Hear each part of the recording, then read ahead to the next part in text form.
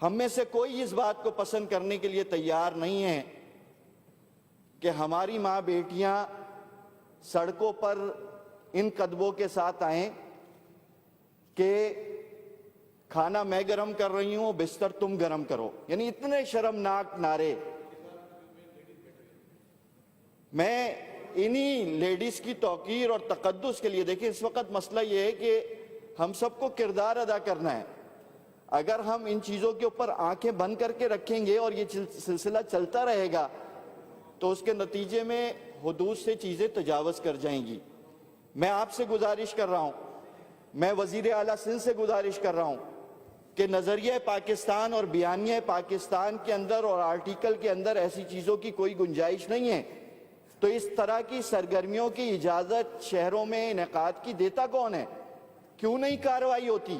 کیوں نہیں ان کے خلاف ایف آئی آر کٹتی؟ جناب اسپیکر، وہاں ایک موصوف تھے جن کا انٹرویو وائرل ہوا، اور وہ انٹرویو یہ تھا کہ پاکستان میں جب تک نکاح پر پابندی نہیں لگائی جائے گی یہی کچھ ہوتا رہے گا.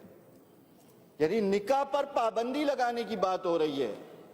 یہ پاکستان ہے جو کلمہ لا الہ الا اللہ محمد رسول اللہ کی بنیاد پر بنایا گیا ہے. یہ وہ پاکستان ہے جس کی پارلیمنٹ کے اوپر لا الہ الا اللہ محمد رسول اللہ لکھا ہوتا ہے.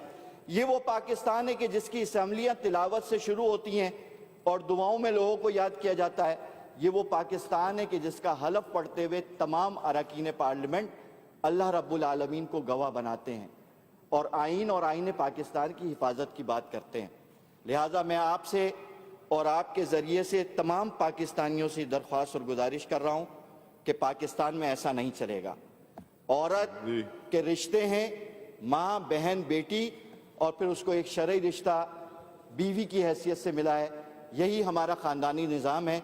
عورت کی ترقی کی بات ضرور کرنی چاہیے، اس کی تعلیم کی اور صحت کی اور اس کی ضروریات کی بات ضرور کرنی چاہیے، لیکن عورت کو اس طرح سڑک پر لا کر کے اس کی تذلیل کرنے کی ہم مذمت کرتے ہیں. اور میں اس پورے عمل کے خلاف اپلیکیشن تھانے میں بھی دوں گا اور آئین کو استعمال کرتے ہوئے ان لوگوں کے خلاف ایف آئی آر کٹواؤں گا.